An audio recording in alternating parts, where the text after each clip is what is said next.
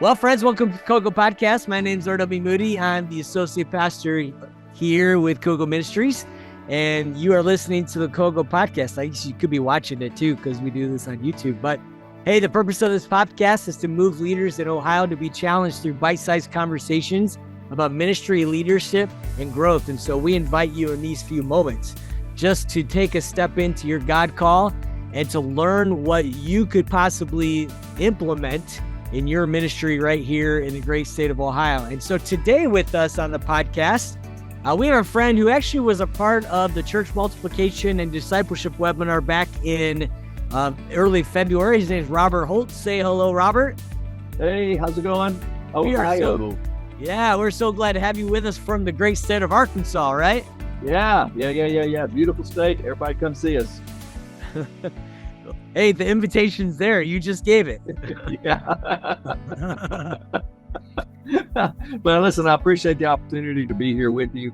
And hopefully I can do whatever it is that you need me to do, but that God is glorified through all of it.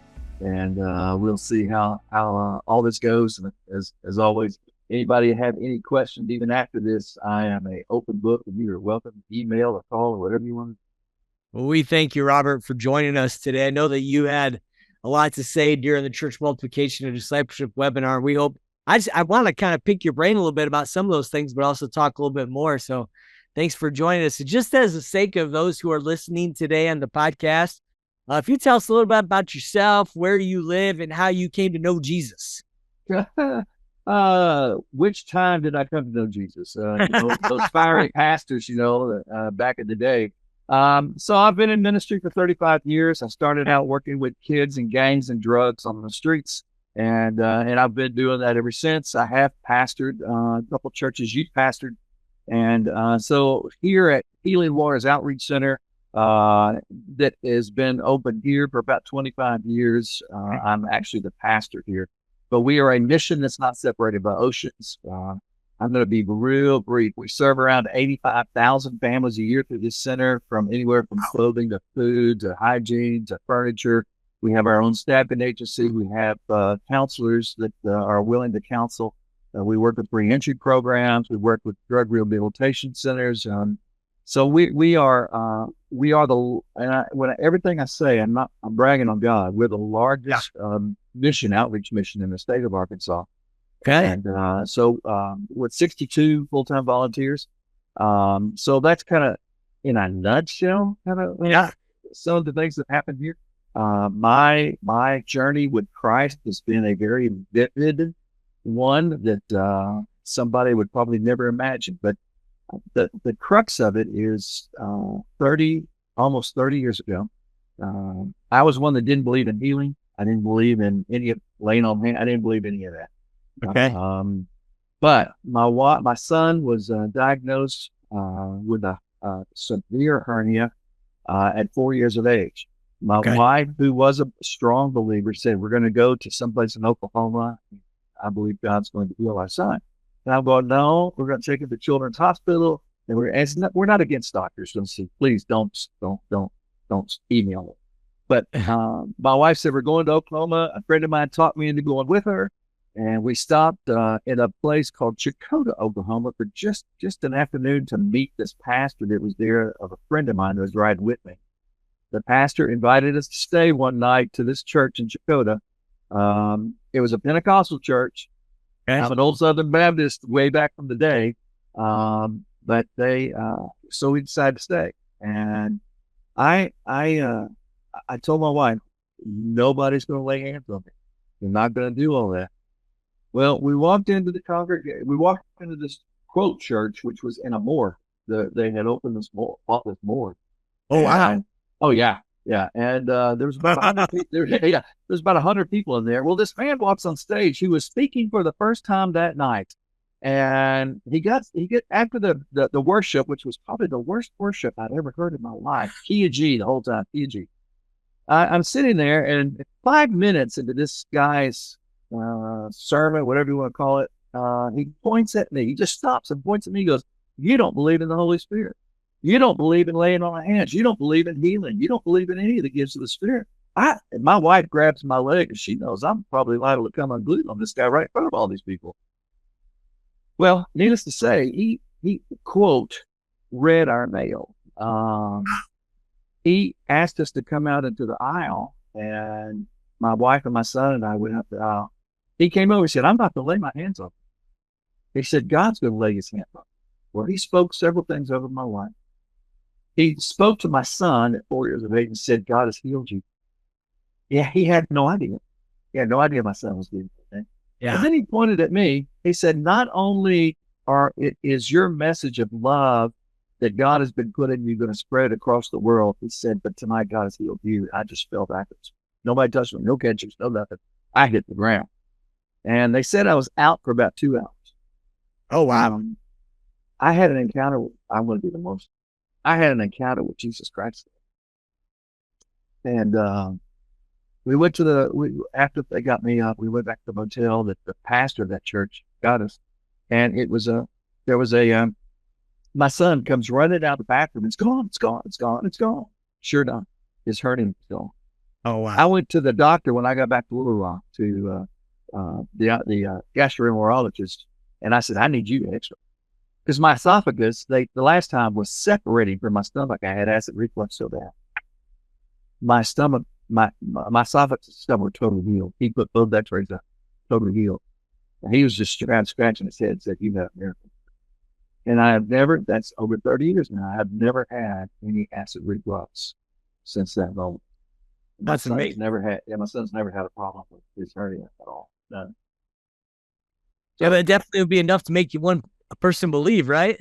Woo, brother, that was an encounter. So yeah. So that's when it all happened. And so over about 35 years, quote, in ministry, some of it where I thought, that's what I was called to do, but the rest of it was being led by the Spirit. Gotcha. All right. Well, I know during the church multiplication and discipleship event, you talked a lot about your excitement for the possibility of every new day being one where you can make disciples. So what excites you the most about that daily possibility of making disciples? Well, here at our center, we have people that are coming in here on a daily basis, volunteering and using their time from the community, whether it's from the community, another church, or it's from reentry programs or a drug rehabilitation center. We have individuals that are coming here on a regular basis to give of their time to help others. And so it's during that time that we are discipling and mentoring these individuals, even though they might have been in church forever. Yeah. They've never served, quote, as Christ has served. They've never served those individuals that come in, that most places don't want them in our congregations. And so they've never done that. Well, now all of a sudden they're seeing, oh my gosh, that opens up a whole new realm for them. And for me, it opens up a whole new realm for me to see the joy that comes over these individuals because they're serving. We were going to open up, quote, a church here. And after 2 years of that, God said, I told you to open up a healing restoration center. I didn't say open up what is standard. And so I came in one Sunday morning to our congregation that was here, about 100, 150. And I said, today's our last day of doing this. I said, we're going to be a healing restoration center. I don't know what that means, but that's what God has called us to. And I need to know how many of you are going to be here with us to help feed the hungry, clothe the naked, take care of widows and children, love God, love your neighbor, and help those that are in the prisons. Well, we had about 15 left after it was all said and done. Oh, wow. Yeah. And so from that 15, we've now served, over 85,000 a year families that come through here. And we're able to really minister and work with not all those families like on a one-on-one basis, but the families that God brings us here to serve, we're able to work with them on a one-on-one basis. And so that's what we're trying to get other churches around the country to understand, that once they begin serving, people will begin coming. And then we're able to mentor and disciple those individuals. Yeah.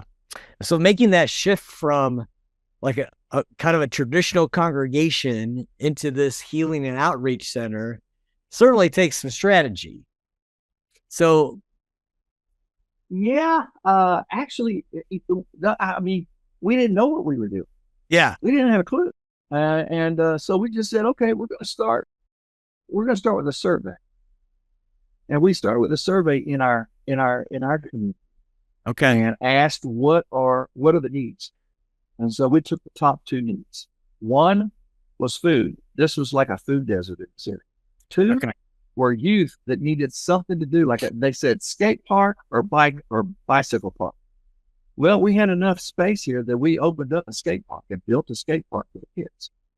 And then we started serving food, trying our best to get, there's only a handful of us. So we did our best to get food and put the word out that we're giving food. And the rest literally is history. People want to do something like this, but they expect to do something like this overnight.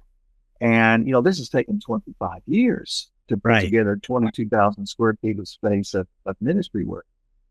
And but you can start somewhere. And I tell people, first start with prayer and then go out and do a survey and just find out what the needs are. Robert, why was it so important for you guys to do that survey as you were getting started in this ministry? When I come and speak to churches, or I come and do training at churches, and when I say I come and do training, I do not charge. You want to get an honorarium, that's great. But I'm not one of those guys that's trying to sell you something.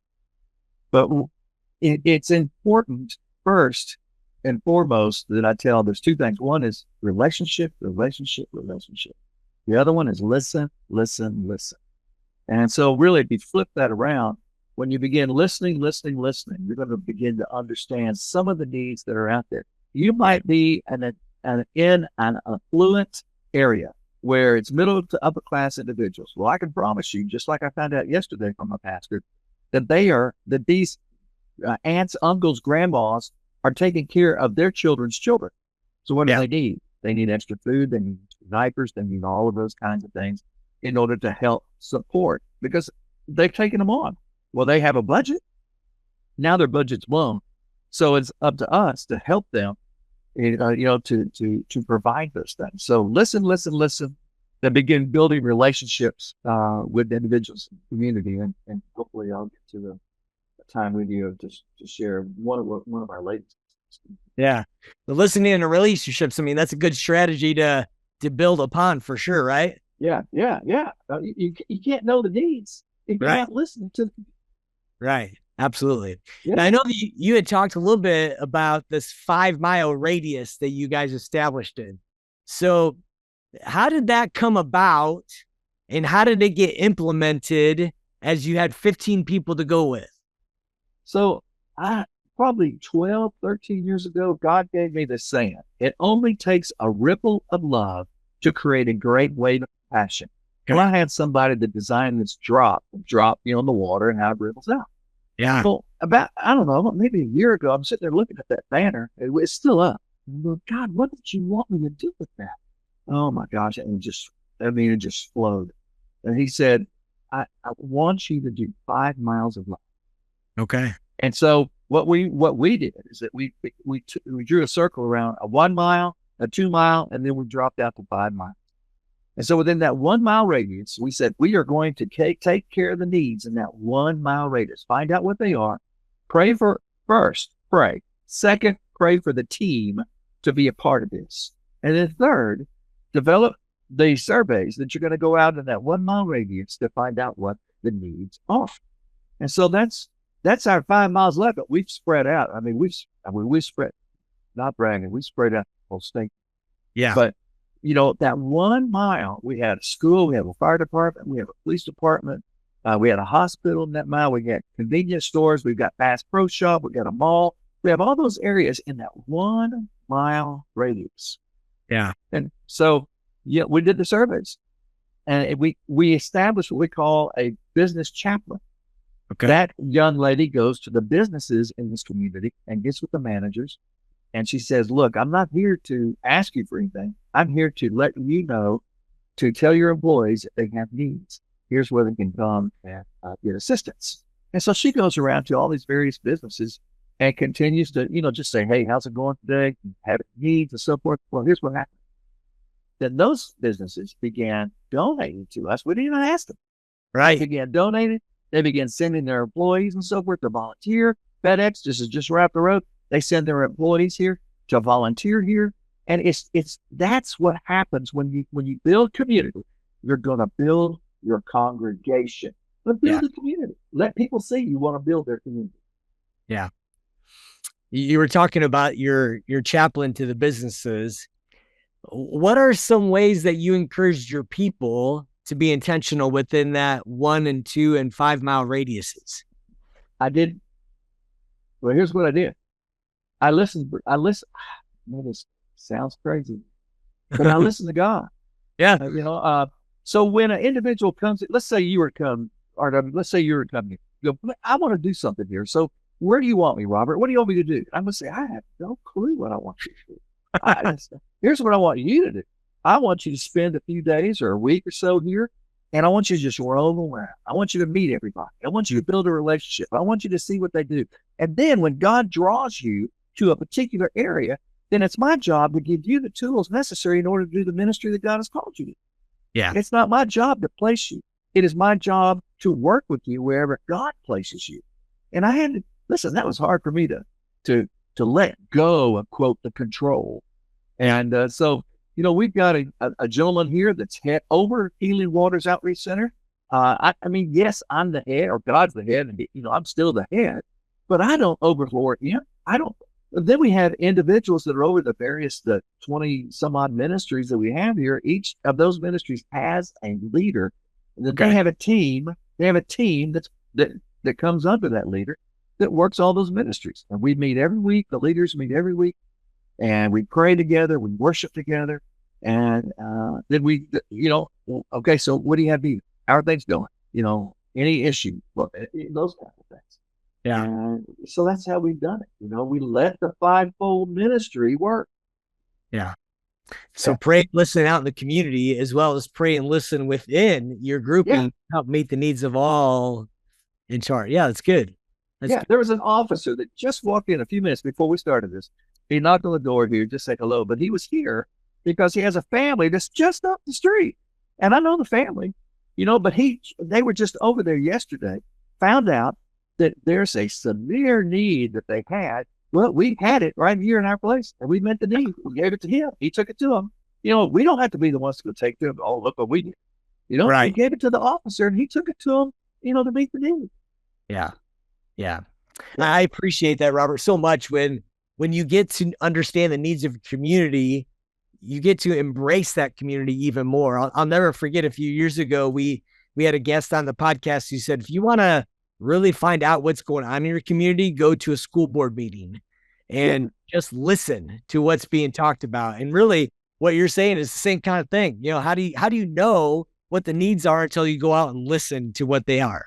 Yeah, that's part of so I have a 9-week curriculum that's free.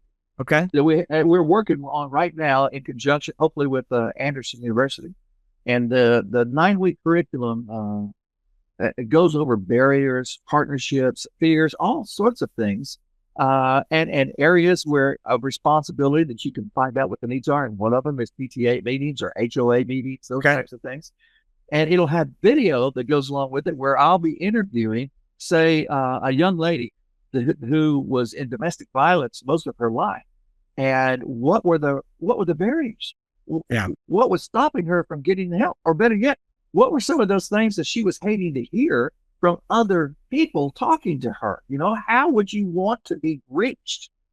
So we're going to have a lot of discussion like that in with this 9-week curriculum that we're doing. And then we'll be available anytime. If people want to Zoom, churches want to Zoom with us, set up a time to do a live thing with their people, we'll be happy to do. And it's all free. Gotcha. Robert, why is multiplication so important to you? And let me ask you, multiplication in what way? Yeah, in the context of discipleship, why is that so important to you? Oh my gosh, it's just, I wish I could bring Patrick in here. Patrick was in prison for 30 years. He's now been with us for 3 years. Well, guess who he's working with? He's working with the guys that are coming out of prison that are here. And he's planting those seeds of what he has learned, not only in prison, but what he's learned here as far as aspects of Christ, serving like Christ, loving like Christ, allowing yourself to be loved, because a lot of these individuals have trust issues. They have fear. They're like, some of these guys that are here right now, we got guys out here working right now. The thing that they say all the time is the first time in years that they've ever felt so much love and no judgment. Yeah. None. And so that's multiplication. These guys are feeling love and they're going, wow, I can survive in this world, can I? I can be loved. I'm not judged, And so it encourages them, it excites them. And so therefore they want to go out and do the same thing and be the same way. Yeah. I don't mean to sound so excited, but it's just, it's just Jesus. No, it's great, man. I mean, we've had this conversation in our office recently about the whole idea of multiplication. And I think for a long time, church multiplication, it was more about a church multiplying itself by creating another congregation, by planting another church and so forth.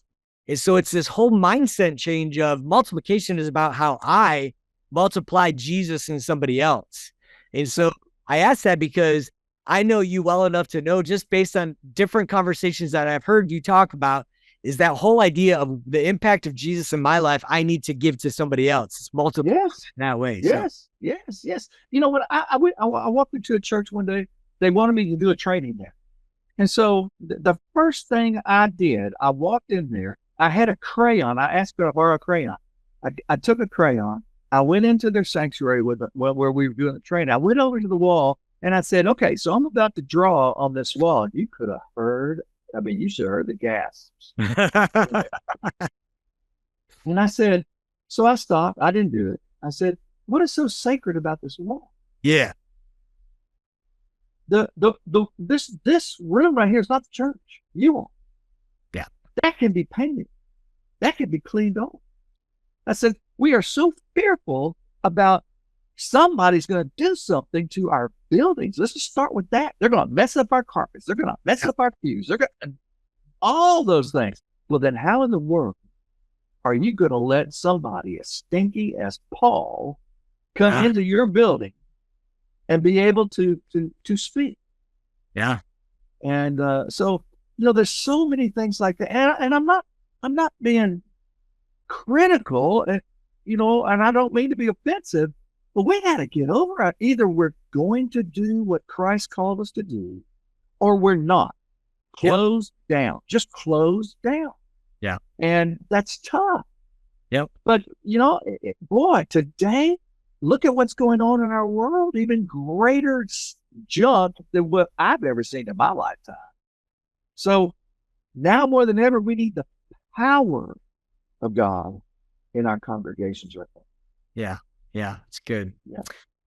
Robert, if you were to sit in a room with some pastors here in the state of Ohio, what word of challenge would you give them when it comes to this whole practice of discipleship? Well, here's one question I would ask them. And, take it or leave it. If your church got blown away by a tornado, would the community miss it?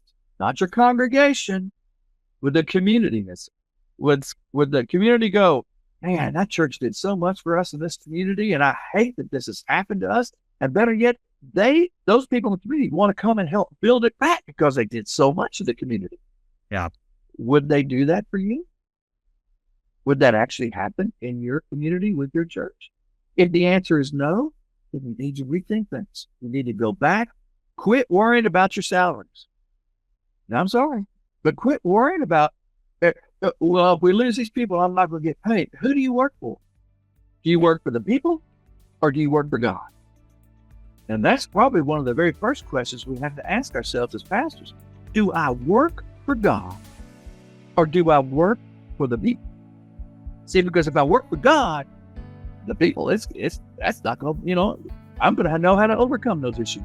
But if I'm just working for people, I'm going to have issues because I'm so fearful I'm going to make somebody mad. Yeah. That's hard. Yeah. But it's real. Yeah. It's real. That's good. Yeah. Well, Robert, thank you so much for sharing a little bit more insight from even what you spoke about at the discipleship and multiplication event. We really do appreciate that. Robert, tell us your email address in case anybody wants to get in touch with you. Yeah, it's minus sign, or people call it a hyphen, K, the letter K Holt, R-K Holt at att.net. And I'll be happy. My number's 501-516-1602, 501-516-1602. Friends, I'm telling you, if you email Robert, he will respond pretty quickly. When I reached out to him about being a guest on the episode of the podcast, he was on the road. And if I remember correctly, just emailed me while when he got the email. And so he's pretty quick to get in response. But if you have some questions about how you can be intentional about some conversations in your community, he's a good guy, good reference to talk to. So Robert, thank you so much for joining us on the Coco Podcast. Brother, thank you very much, and God bless you, and God bless those churches of God in Ohio.